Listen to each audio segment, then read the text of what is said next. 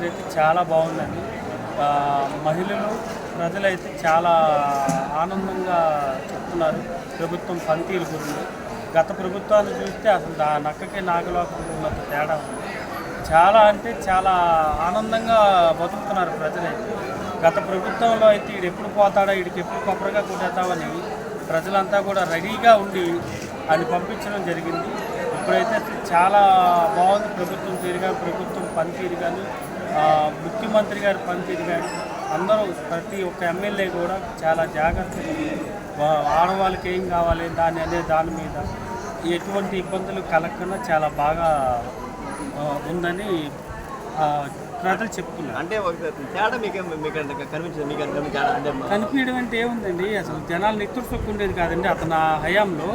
ఎప్పుడు అసలు ఏది చూసినా కూడా వ్యాపారాలు ఉండేవి కాదు. అసలు మనిషిని దోచుకునే విధంగా ఎక్కడెక్కడ అక్కడ అన్యాయాలు, దోచుకోవడం, దాచుకోవడం ఇవే కాదండి.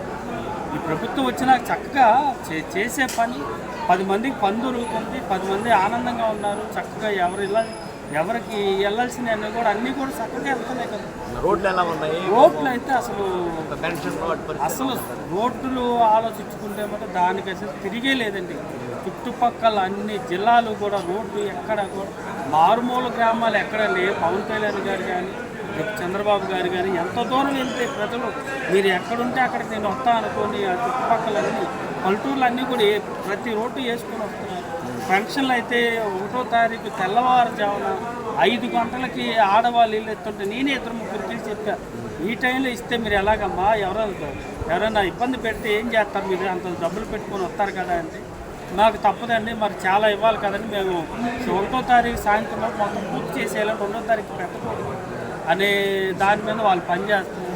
పైనుండి కూడా గట్టిగా అయ్యే చెప్తున్నారు, కంపల్సరీగా ప్రతి ఒక్కరికి పెన్షన్ సమయానికి టయానికి వెళ్ళాలి. అదే చెప్తున్నారు సార్. ఇవాళ చక్కగా కార్మికులు కానీ, ఈ మన బిల్డింగ్ వర్కర్స్ కానీ, ప్రతి ఒక్కరు చక్కగా ఆనందంగా పనులు అయితే పుష్కలు ఉన్నాయి కదండి. ఇసుక ఫ్రీగా ఇస్తున్నారు, బాగా తక్కువకి ఇస్తున్నారు ఇసుక. చక్కగా నీకు అన్ని పనులు జరుగుతున్నాయి. చక్కగా అందరూ ఒక బిల్డింగ్ పని చూసుకుంటే పెయింటింగ్ కానీ, టాపీ మేస్త్రులు కానీ, కబోర్డుల మేస్త్రులు కానీ, వడ్రంగులు కానీ ప్రతి ఒక్కరికి చేతి నిండా పని దొరికితే వాళ్ళ చేతిలో ఇంకా వాళ్ళకి ఏం కావాలి?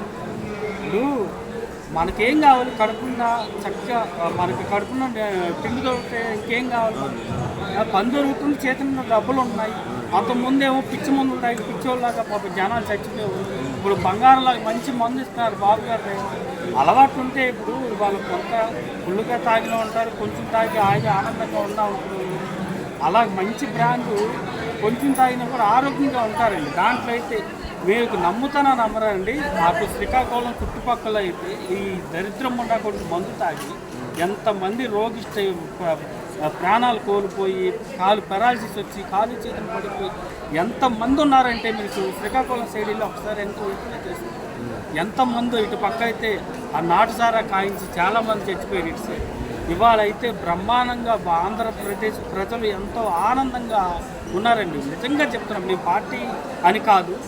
ఇవాళ అయితే ఎవరి దాకా మేమే పోవడం ఇబ్బంది పడ్డాం. వ్యాపారం సార్ నేను క్యాటరింగ్ చేస్తాను, నేను క్యాటరింగ్ ఈవెంట్ చేస్తున్నాను, లాస్ట్ క్యాటరింగ్ నేను ఈవెంట్ చేస్తాను. ఏ ఆయిల్ డబ్బా కొనాలంటే 2800, 3200 దరిద్రం ఉండకుండా ఇవాళ 2200 అండి, 2250 రూపాయలు.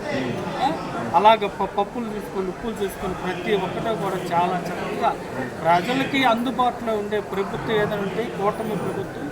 నారా చంద్రబాబు నాయుడు గారు పనితీరు, ఆయన సీనియారిటీ మన రాష్ట్రానికి ఇప్పుడే కాదండి, మరొక 2 తరాలు చంద్రబాబు గారు వస్తే తెలంగాణ ఇవాళ మంచి లాభాలలో ఉందంటారు. కానీ కాదండి, ఇవాళ మన నిరుద్యోగులకి ఉద్యోగాలు కానీ దరిదాపు కొన్ని లక్షల మందికి ఉద్యోగాలు తెప్పించే బాధ్యత చంద్రబాబు నాయుడు గారు, లోకేష్ గారు, పవన్ కళ్యాణ్ గారు తీసుకుంటారు.